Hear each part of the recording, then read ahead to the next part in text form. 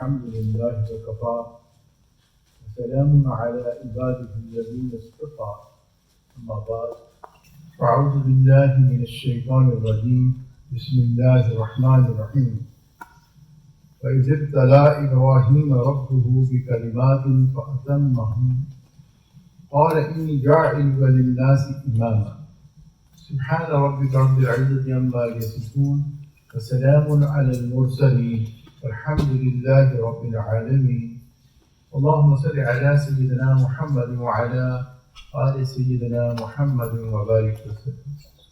اس آیت مبارکہ میں اللہ رب العزت نے فرمایا وَإِذِ ابْتَلَىٰ إِبْرَاهِيمَ رَبُّهُ بِكَلِمَاتٍ، یاد کرو اس وقت کو جب ہم نے امتحان لیا ابراہیم علیہ السلام کا، تو یہ پروردگار کی طرف سے چند باتوں پر امتحان لیا گیا ابراہیم علیہ السلام کا۔ اب انبیاء کا امتحان لینے کی کیا ضرورت تھی؟ اللہ تعالیٰ تو تمام علم جانتے ہیں، لیکن اللہ تعالیٰ ہمیں دکھانا چاہتے ہیں، بتانا چاہتے ہیں کہ دیکھو اس طرح میں اپنے پیاروں کا اگر امتحان لیتا ہوں تو اس کے بعد پھر میں ان کو انعام بھی دیتا ہوں۔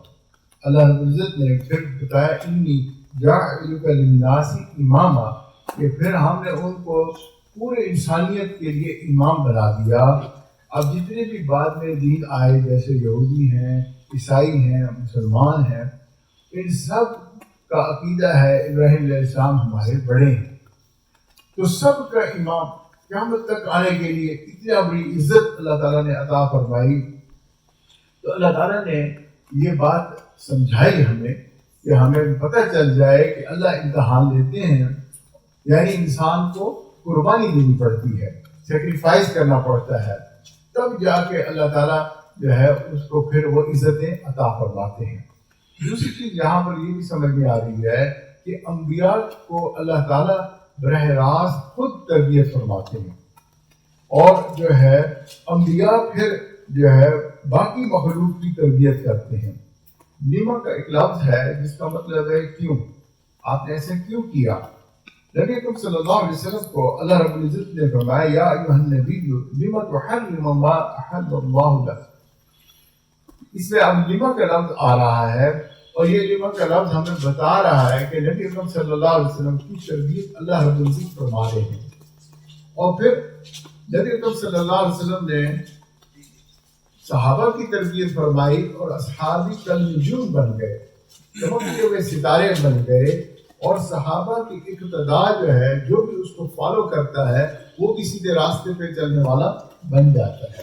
یہ ترتیب ہے کہ اللہ رب العزت اپنے انبیاء پر جب وحی بھیجتے ہیں تو اس وحی پر انبیاء عمل کرتے ہیں، اور پھر اسی طرح اسی وحی کو انبیاء آگے مخلوق کو سکھاتے ہیں کہ اس طرح کرو گے۔ تو معلوم ہوا کہ انبیاء جو ہیں وہ اللہ کے سکھائے ہوئے خاص نمونے ہیں، اللہ کے بنائے ہوئے ماڈل ہیں، اور جو بندہ جو ہے نبی کے راستے پر چلتا ہے وہ بھی بن جاتا ہے، سمجھ جاتا ہے۔ اس سے اچھا اور کوئی راستہ ہو نہیں سکتا، کوئی اور طریقہ زندگی گزارنے کا ہو نہیں سکتا۔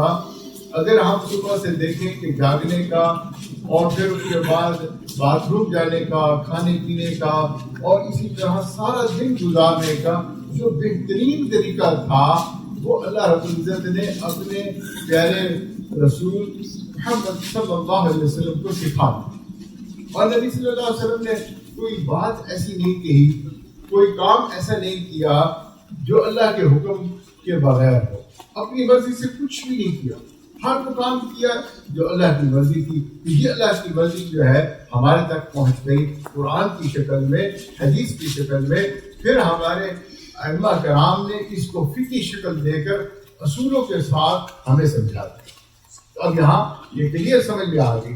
اب چند امتحان ہے جو اللہ رب العزت نے جو ہے ابراہیم علیہ السلام کے لیے، کیونکہ بارش ہو رہی ہے تو ہم اس لیے ذرا جلدی سمیٹیں گے بات کو، توجہ رکھیے گا۔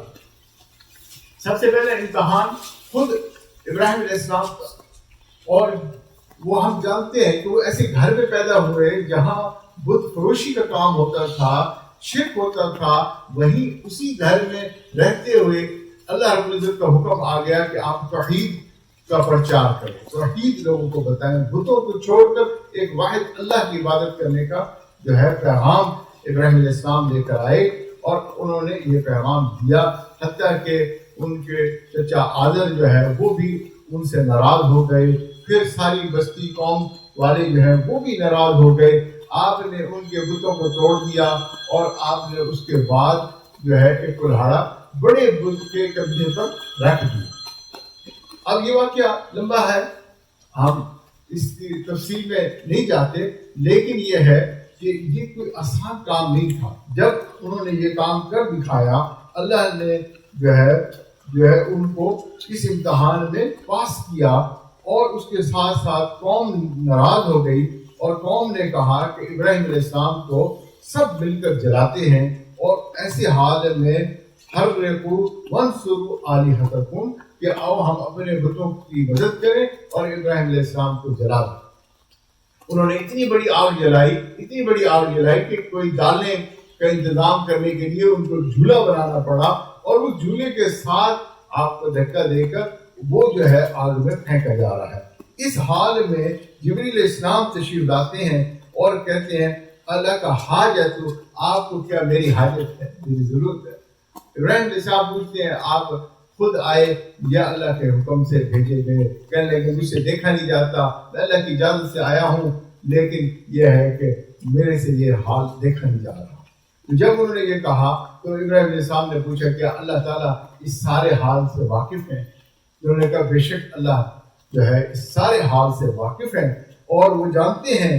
تو ابراہیم علیہ السلام نے ایک تاریخی جواب دیا، فرمایا حسبی من سؤال علمہ بحالی، مجھے آپ کی ضرورت نہیں، کیونکہ اللہ تعالیٰ ہر چیز جانتے ہیں۔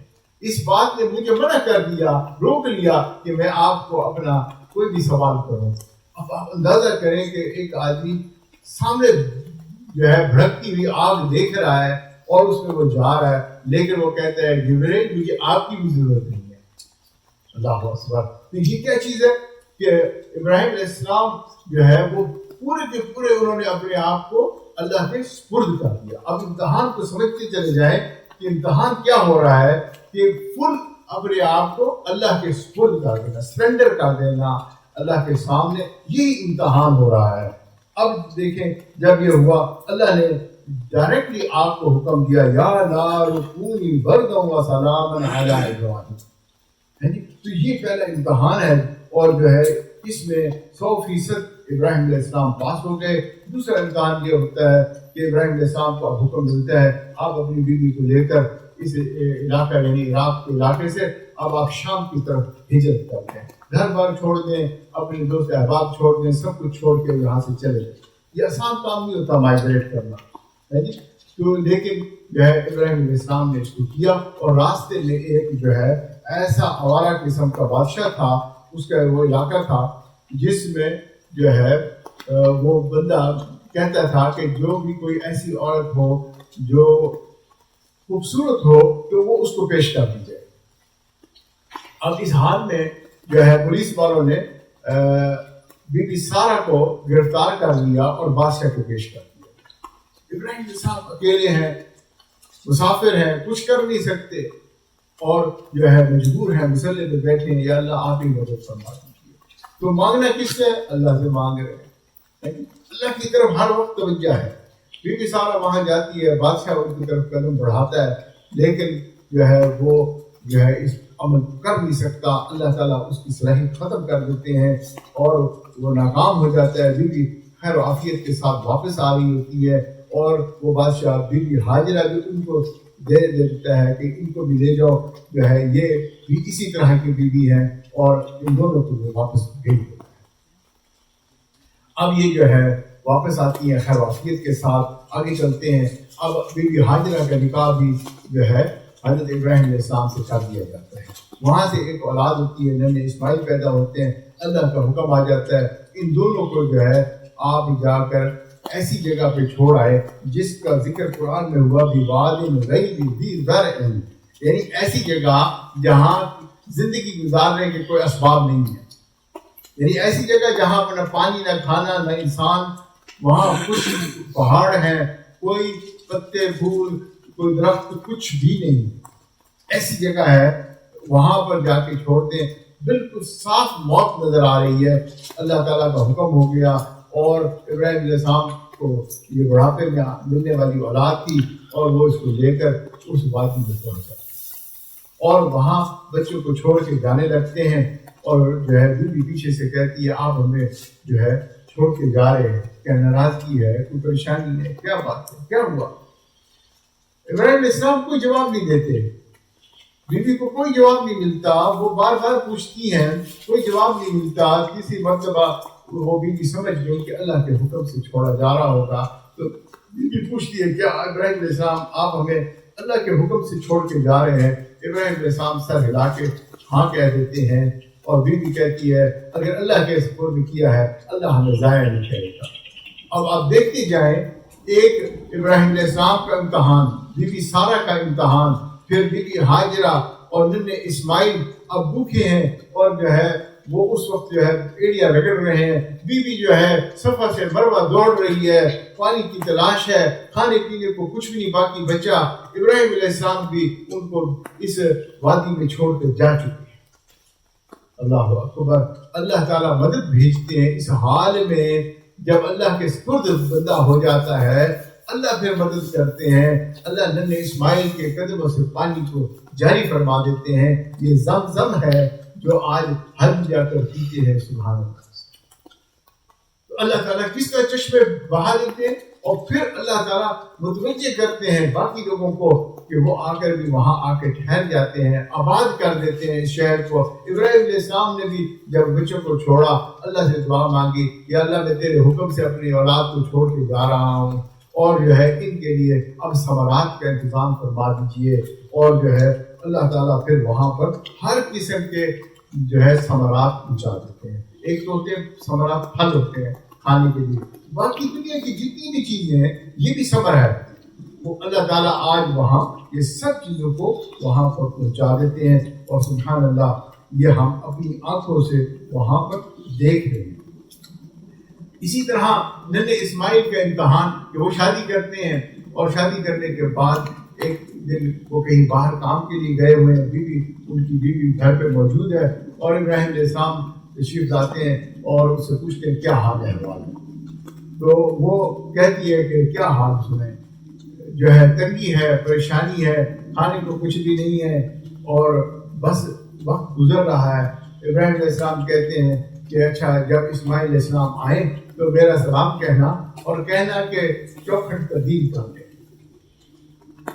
اسماعیل علیہ السلام تشریف لاتے ہیں، وہ پیغام دے دیتی ہے، وہ سمجھ جاتے ہیں کہ اللہ کا نبی ہے میرا بابا ابراہیم، اور وہ کہہ رہے ہیں کہ اس بیوی کو طلاق دے دو اور اس کو چھوڑ دو۔ چنانچہ وہ اس کو کہتے ہیں کہ میں نے تمہیں چھوڑ دیا، میں طلاق دو۔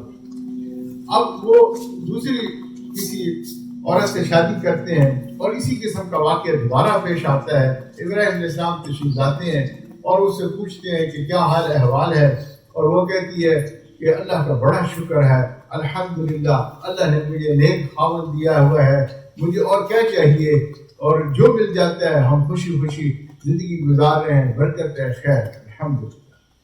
اب ابراہیم علیہ السلام پیغام دے کے جاتے ہیں کہ اس چوکھٹ کو مضبوطی سے جو ہے پکڑ کے رکھنا، اور جو ہے جب اسماعیل علیہ السلام تشریف لاتے ہیں تو وہ بیوی کو بتاتے ہیں کہ وہ جو آئے تھے وہ تو میرے والد تھے، نبی تھے، اور انہوں نے یہ پیغام دیا کہ اس نکاح کو جو ہے آپ نے قائم دائم رکھنا ہے۔ کیوں کہا جا رہا ہے یہ سب چیز؟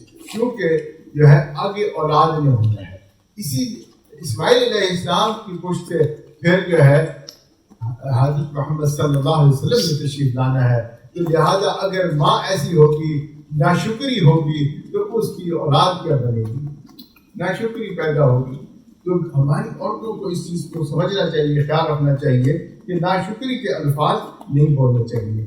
اسی طرح پھر اللہ تعالیٰ نے حکم دیا ابراہیم علیہ السلام کو کہ آپ ہمارا گھر بنائیں، اور انہوں نے مدد لی اسماعیل علیہ السلام سے۔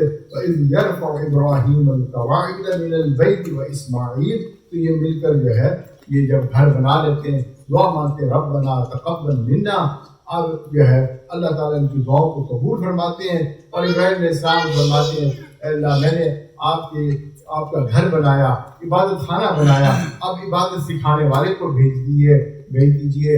اب ہم نے مدرسہ بنایا، اللہ علم سکھانے والے کو بھیج دیجیے۔ ربنا وابعث فیہم رسولا، یہاں پر کسی رسول کو بھیج دیجیے اور وہ جو ہے مسلمانوں کو جو ہے اللہ کا پیغام دے۔ اب یہ دیکھیں کہ انعام ملا تو کون سا انعام ملا؟ وہ انعام ملا جو اللہ کے خزانے میں صرف ایک ہی ہے۔ جب امتحان ہوئے تو پھر ویسا انعام بھی ملے۔ تو اب اس طریقے سے اللہ رب العزت نے یہ انعامات عطا فرمائے۔ اب اسی طرح ایک اور امتحان یہ ہے کہ اسماعیل علیہ السلام 13 سال کی عمر میں ہیں اور اللہ تعالیٰ کا حکم خواب کی شکل میں ابراہیم علیہ السلام کو آتا ہے کہ میں اپنے بیٹے کو ذبح کر رہا ہوں۔ کتنا مشکل کام ہوگا۔ آج ہمیں قربانی کرنا مشکل ہوتی ہے، قربانی کہتے ہیں سیکریفائس کرنے کو، اور جانور کی قربانی بھی قربانی ہوتی ہے، لیکن بیٹے کی قربانی کیا چیز ہوتی ہے؟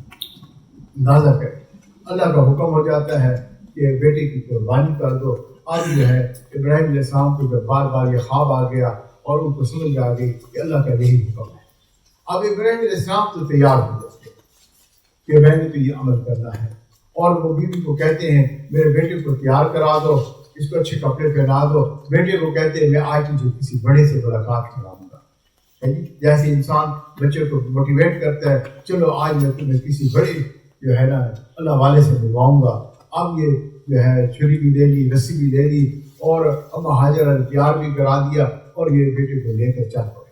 آج جہاں جمرات بنے ہوئے ہیں اس راستے پہ یہ چل پڑتے ہیں، اور جو ہے ابراہیم علیہ السلام جب جا رہے ہیں تو اب شیطان آ جاتا ہے، اور شیطان آ کر کہتا ہے کہ ابراہیم علیہ السلام جو ہے آپ کیا کرنے لگے ہیں؟ آپ بیٹے کو ذبح کرنے لگے ہیں، اور آپ نے فقط خواب دیکھا ہے، کوئی وحی نہیں آئی۔ اور جو ہے یہ سوچو قابیل اور حابیل کا واقعہ کہ قابیل نے حابیل کو قتل کیا، قیامت تک ان کے اوپر اللہ کی ناراضگی ہو گئی۔ اب ابراہیم علیہ السلام سوچتے ہیں کہ بھئی یہ کون ہے جو ایسی بات مجھے کہہ رہا ہے؟ یہ یقیناً کوئی ورگلانے والا شیطان ہے جو رکاوٹ ڈال رہا ہے۔ قابیل نے حابیل کو اپنی شہوت کی وجہ سے قتل کیا، میں تو اللہ کے حکم کی وجہ سے اس کام کو کر رہا ہوں، میری اس کے ساتھ کیا مقابلہ؟ تو وہ کہتے ہیں یقیناً یہ شیطان ہے، اور انہوں نے کنکریاں ماری اور اس کو دفع دور کیا اور کہا کہ چلے جاؤ یہاں سے، تم واقعی شیطان ہو۔ اب دیکھو باپ سے جب مایوس ہوتا ہے تو اب وہ بی بی ہاجرہ کے پاس بوڑھے کی شکل میں آتا ہے اور اس کو کہتا ہے کہ آپ کو پتہ ہے ننے اسماعیل جو ہے وہ کدھر ہے؟ انہوں نے کہا جی ابا کے ساتھ لے۔ انہوں نے کہا جی وہ آپ نے دیکھا کہ اس کو تیار کرا کے چھری بھی لی اور جو ہے رسی بھی لی، وہ تو اللہ کے حکم سے ان کو ذبح کرنے کے لیے گئے۔ تو بی بی ہاجرہ سوچ میں پڑ گئی کہ یہ کیسے ہو سکتا ہے کہ جو ہے ابراہیم علیہ السلام میں اپنی اولاد کو ذبح کریں؟ تو اس نے کہا ہاں اللہ کے حکم آیا ہے اس لیے وہ ذبح کرنے گئے۔ جب بھی نے سنا کہ اللہ کا حکم ہے تو انہوں نے کہا کہ تو بوڑھا کون ہے؟ تو یقیناً شیطان ہوگا، دفع ہو جائے یہاں سے۔ اگر اللہ کا حکم ہے تو پھر میں اللہ کے حکم پر میں بھی راضی اور تجھے بھی اللہ کے حکم پر راضی ہونا چاہیے۔ اندازہ کریں بیوی سے مایوس ہو گیا۔ اب اس نے سوچا چلو ننھے اسماعیل کی طرف چلتے ہیں۔ اب انہوں نے اسماعیل کے پاس وہ آتا ہے شیطان اور آ کر کہتا ہے کہ تم نے دیکھا کہ تمہارے بابا کے پاس چھری ہے اور رسی ہے اور یہ تمہیں لے کے جا رہے ہیں، یہ تمہیں ذبح کر دیں گے۔ بچہ پوچھتا ہے کہ میرا ابا مجھے کیوں ذبح کر دیں گے؟ وہ کہتے ہیں اس لیے کہ اللہ کا حکم ہوا ہے اور اس لیے تمہیں ذبح کیا جائے گا آج۔ تو اب جو ہے اسماعیل نے جب یہ سنا کہ اللہ کا حکم ہوا ہے تو وہ تیار ہو گئے قربان ہونے کے لیے اور کہنے لگے تو بوڑھا شیطان ہے، دفع ہو جا یہاں سے۔ اور اس نے جو ہے ان کو ریجیکٹ کر دیا اور اللہ کے لیے راضی ہو۔ جہاں یہ جمرات بنے ہوئے اس سے آگے دو پہاڑ جا کے بالکل قریب ہو جاتے تھے، تنگ راستہ تھا۔ میں نے بھی پہلی دفعہ جب حج کیا تھا میں نے ان پہاڑوں کو بالکل قریب سے دیکھا ہوا تھا۔ جمرہ کبریٰ جو ہے اس سے آگے جانے کا راستہ براہ راست نہیں ہوتا تھا، جو شیشہ کا علاقہ ہے وہاں لوگ نہیں جا سکتے تھے کیونکہ پہاڑ ہوتے تھے، سائڈ سے ہو کے آپ اوپر پہاڑی کے اوپر چڑھتے تھے اور وہاں سے ٹیکسیاں لے کر آپ جاتے تھے۔ تو اس لیے وہاں پر دو پہاڑ جہاں ملتے تھے اس مقام پر آ کر اسماعیل علیہ السلام اب اللہ کی ملاقات کے لیے تیار ہیں. اپنے والد ابراہیم علیہ السلام سے پوچھتے ہیں بابا کب بڑے سے ملاقات قربان ہے. ننھے اسماعیل پوچھتے ہیں کہ ابا کب بڑے سے ملاقات ہوگی, یعنی کب میں قربان ہو جاؤں گا اللہ کے نام پر. اور اس وقت ابراہیم علیہ السلام اپنا خواب ذکر کرتے ہیں کہ بیٹا میں نے خواب میں یہ دیکھا تھا کہ میں آپ کو ذبح کر رہا ہوں, اللہ کا حکم ہے کہ میں اللہ کے نام پہ آپ کو قربان کروں, آپ مجھے بتاؤ آپ کی کیا رائے ہے. ابراہیم علیہ السلام ایک تو تربیت فرما رہے ہیں اور دوسرا یہ دیکھنا چاہتے ہیں کہ بیٹے کا معاملہ ماننے والوں میں سے ہے یا نہ ماننے والوں میں سے. اگر ماننے والوں میں سے ہوگا تو میں وہی معاملہ کروں گا, نہ ماننے والوں میں سے ہوگا تو میں ویسا ہی معاملہ کروں گا. پکڑ دھکڑ کرتی جائے گی نہ ماننے والے کے ساتھ. تو جب انہوں نے دیکھا بیٹا بالکل جو ہے سر تسلیم ہے تو اس وقت انہوں نے پھر وہ سارا معاملہ کیا, ان کو رسی سے باندھ دیا. بیٹے نے بھی کہا آپ بھی آنکھوں پہ پٹی کر لو اور اب میرا چہرہ دوسری طرف کر دو. لمبا قصہ ہے اور جو ہے اس میں سارا یہ سب بتایا گیا کہ اسماعیل علیہ السلام 100% راضی. اب یہ دیکھو کہ خاندان کو دیکھو, سارا خاندان کس طرح سے رضا ان کے اندر ہے کہ اللہ کی رضا پر وہ بالکل راضی ہے. اسلم تسلیم والی بات ہے کہ اللہ حکم دے رہے ہیں اور یہ کہتے ہیں کہ بالکل ہم حاضر. اذ قال له ربه اسلم قال اسلمت لرب العالمین. یہ کیفیت ہے پورے خاندان کی, اس لیے اللہ نے پورے خاندان کو مقبول خاندان بنا دیا. یہ مقبول گھرانہ ہے جس جو سارا کا سارا راضی اور خوش ہے, اور یہی چیز آج ہمیں بھی پیدا کرتی ہے. بعض لوگ کہتے ہیں کہ قربانی کی بجائے جو ہے پیسے تقسیم کر دیے جائیں. اگر ہم قربانی کی جگہ پیسے تقسیم کر دیں گے تو بھئی کیا دنیا سے غربت چلی جائے گی؟ آپ دیکھو ہم کتنے ماڈرن ملک میں رہتے ہیں, کیا یہاں پر غریب لوگ نہیں رہتے؟ تو غربت تو یہاں پر بھی نہیں مٹی, اتنا مال پیسہ ہے. سعودی عرب کے اندر سے گولڈ اور تیل کے ذخیرے نکلتے ہیں, کیا وہاں پر غریب لوگ نہیں رہتے؟ وہاں پر کوئی غربت تو موجود ہے. غربت تو جو ہے وہ تو نہیں گئی. ہاں اگر ہم نے جو ہے پیسے بانٹنے شروع کر دیے غریبوں کو تو یہ سنت جو ہے اسلم تسلیم والی ختم ہو جائے گی, دنیا سے یہ چلی جائے گی. کہ اس طرح پورا خاندان جو ہے یہ جو ہے اس موقع پر حاجی بھی اسی طرح قربانیاں کرتے ہیں اور یہ اپنے دل میں محسوس کرتے ہیں کہ میں اللہ کے سامنے جھکنے والا ہوں, میں اللہ کی بات کو ماننے والا ہوں, اور اسی طرح اللہ رب العزت نے جتنی بھی شریعت ہمیں عطا فرمائی اس کے سامنے سر جھکانے والا ہوں. تو بھائی آج کا یہ پیغام, آج کا یہ عید, یہ حج اور یہ ساری چیز جو ہے اس میں یہ بات ہم اپنے دل میں بٹھا کے گئے کہ ہم اللہ کے سامنے جھکنے والے بن گئے. اب اس کے لیے دینی پڑتی ہے قربانی. قربانی کے بغیر یہ کیفیت نہیں آتی. یاد رکھو کہ دین اسلام دل کے انسان کے نفس کے لیے بھاری ہے. انسان کا نفس نہیں چاہتا کہ اس پہ اس طرح کی پابندیاں لگائی جائیں, اور نفس چاہتا ہے یا میں اپنی مرضی سے بہت زیادہ کروں یا کچھ بھی نہ کروں. یہ جو درمیان کا راستہ ہے, اعتدال کا راستہ ہے, یہ شریعت اور یہ ہمارا وسط والا انداز جو ہے یہ شریعت محمدی کا انداز ہے. تو اس پہ چلنا نفس کے لیے بہت بھاری ہوتا ہے, لیکن یہ ہر سال قربانیاں کر کے ہم اپنے نفس کو یہ بات سکھا دیتے ہیں, اور اللہ تعالیٰ کی طرف سے بھی پھر پیغام ہے یا ایتھا النفس المطمئنہ ارجعی الی ربک راضیۃ مرضیہ فادخلی فی عبادی وادخلی جنتی. نبیوں کے ماننے والے جیسے ہم کہتے ہیں اہدنا الصراط المستقیم صراط الذین انعمت علیہم غیر المغضوب علیہم ولا الضالین آمین. تو اس طرح سے کہتا ہے وہ بندہ جنت میں داخل ہو جاتا ہے. تو جنت ایک قدم ہوا, بس اپنے نفس کے اوپر ایک قدم رکھو, دوسرا قدم جنت میں داخل ہو جائے گا. تو یہ پیغام ہے اس عید کا, سعید کا, جس بندے نے اس کو انٹرنلائز کر لیا قربانیوں کے لیے اور دین کے لیے, اپنے آپ کو راضی کر لیا, انشاءاللہ وہ نفس مطمئنہ پا گیا اور وہ جنت میں داخل ہو گیا. اللہ رب العزت جو ہے ہمیں جو ہے اس سبق کو سمجھنے کی, عمل کرنے کی توفیق عطا فرمائے. آج اللہ رب العزت نے ہمیں دکھا دیا کس طرح بیت اللہ سے دور دور طواف ہو رہا ہے. ہے نا؟ کس طرح سے جو ہے اللہ نے ایک فیصلہ کر دیا، اور اس طرح آپ دیکھو کتنے بندے وہاں پہنچ سکے. پہلے 2.5 ملین تھے، اب 10,000 بندہ حج کر رہا ہے. تو اللہ تعالیٰ جو ہے اس کے پاس فرشتے عبادت کرنے کے لیے بہت ہے. اللہ کی عبادت کرنے والے تو بہت ہے، لیکن جو محروم ہوئے کون ہوئے؟ انسان ہوئے، ہم انسان ہوئے. تو اللہ تعالیٰ ہمارے گناہوں کو معاف فرمائے. اللہ کرے کہ آئندہ سال دوبارہ یہ حج جو ہے اپنی لڑکوں کے ساتھ واپس آ جائے اور ہم حج کریں، ہم تلبیہ پڑھیں، لبیک اللہم لبیک لبیک لا شریک لک لبیک ان الحمد والنعمت لک والملک لا شریک لک.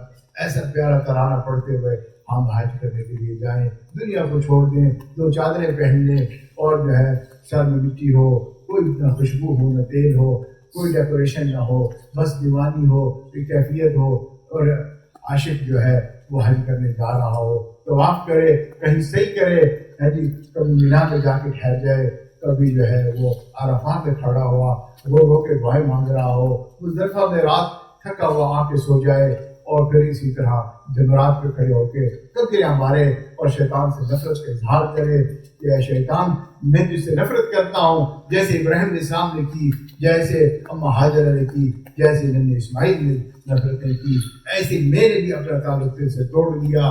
اور اللہ تعالیٰ کے راستے میں پھر قربانی کر دے جی، اور یہ ظاہر کر دے اللہ میں تو اپنے آپ کو بھی قربان کر چکا ہوں. تو اس کی نشانی ایک قربانی ہے، یہ میں نے جو ہے گائے بکری جو ہے ذبح کر دی، اور اس کے بعد طواف کرے. اللہ اس کی طواف زیارہ عطا فرما دے.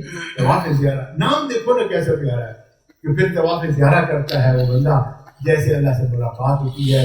یہ زندگی میں اللہ نے نشانیاں بنا دی، اور آخرت میں اللہ تعالیٰ جنت میں اپنی زیارت کا وعدہ فرماتے ہیں کہ اس دن ہم لقاء عطا فرما دیں گے، اس دن ہم اپنی ملاقات عطا فرمائیں گے. ہم جتنی اللہ سے محبت کریں گے اتنا قرب اللہ عطا فرمائیں گے، اتنے نزدیک ہو کر اللہ سے ملیں گے. اور جو ہے یہ ہے سارا میسج. اس کے لیے اللہ تعالیٰ نے جو ہے تمام دنیا کے لوگوں کو جو ہے اکٹھا کیا کہ وہ آئیں اور بیت اللہ جو ہے حج کرے. کم از کم زندگی میں آ کے ایک بار یہ نظارہ دیکھو، کم از کم ایک بار. یہ جو ہے سارا حج کا فلسفہ ہے. اگر کوئی پوچھے کہ حج کیا ہے، حج کا مقصد کیا ہے، تو جواب کیا ہے؟ اسلم تسلیم. اگر کوئی پوچھے کہ اسلام کا مقصد کیا ہے، تو اس کی جواب کیا ہے؟ اسلم تسلیم. اللہ جو حکم دے اس کے سامنے جھک جائے. یہی اس کا پیغام ہے، یہی آج کا جو ہے ہمارا سبق ہے جو ہم پڑھ کر آج ہم جائیں گے اور انشاءاللہ تعالیٰ اپنی زندگی کو بنائیں گے. وآخر دعوانا الحمدللہ